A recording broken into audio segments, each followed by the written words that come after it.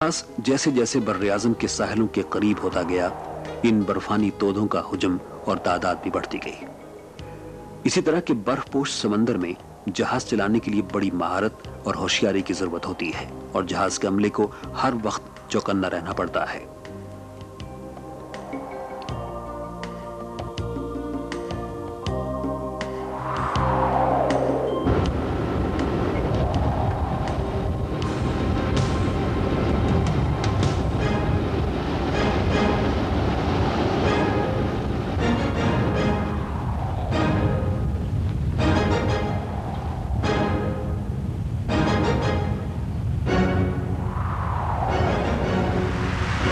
कि देखा गया है कि आइसबर्ग बासानी नहीं पिघलते।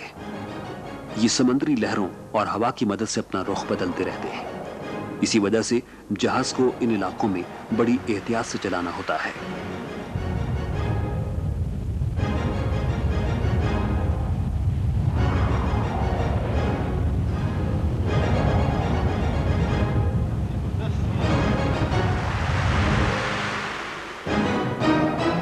जैसे जैसे पाकिस्तान का जहाज एंटार्क्टिका के पास पहुंचता गया, रास्ते में बर्फानी तोदों पर पेंगुइन, सील और बहरी परिंदों की तादाद बढ़ती गई।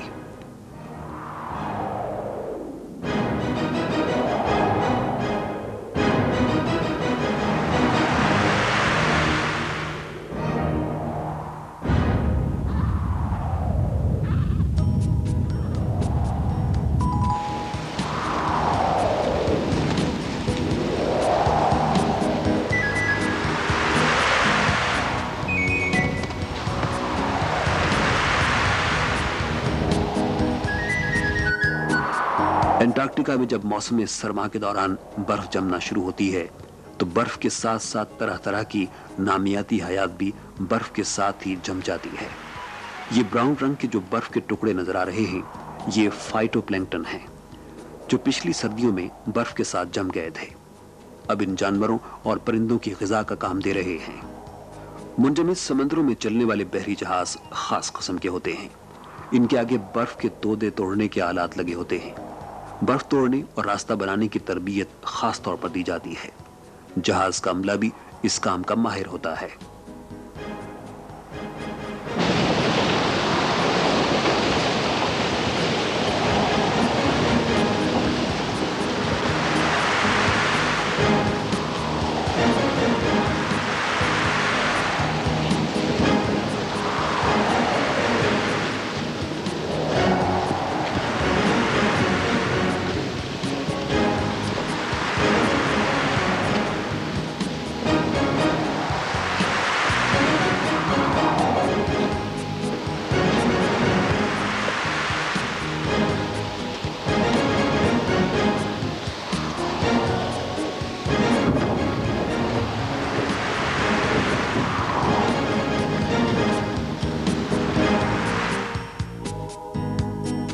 गल किस्म के बहरी परिंदे बर्फ में अपनी खुराक हासिल करते हैं। ये खुराक बर्फ में जमी हुई नबातात जैसे काई, खुर्दी बहरी हयात पर मुश्तमिल होती है।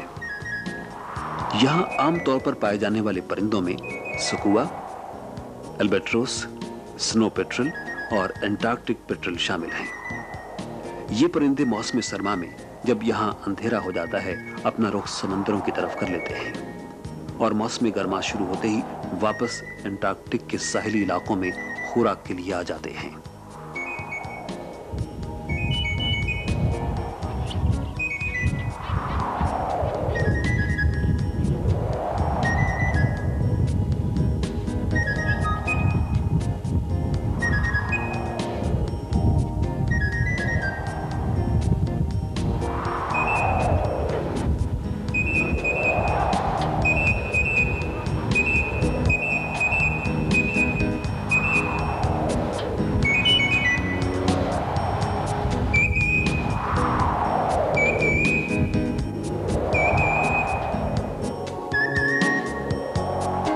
पेंगुइन यहाँ का खास परिंदा है जो ताकत परवाज नहीं रखता। एंटार्क्टिका के इलाके में एडली किंग और इंपीरियल अक़साम की पेंगुइन बकसरत पाई जाती हैं। पिछली सदी के सयाह और मुहिम जू खुराक कम पड़ जाने की सूरत में सील और पेंगुइन का गोश्त खाते थे। और पेंगुइन को बतौर ईंधन भी इस्तेमाल करते थे, जो अपने परों और चर्बी की तह की वजह से अच्छी तरह जल जाती थी। पेंगुइन का वजन 30 किलोग्राम से भी ज्यादा होता है और इनका अंडा शुतुरमुर्ग के अंडे के बराबर बड़ा होता है।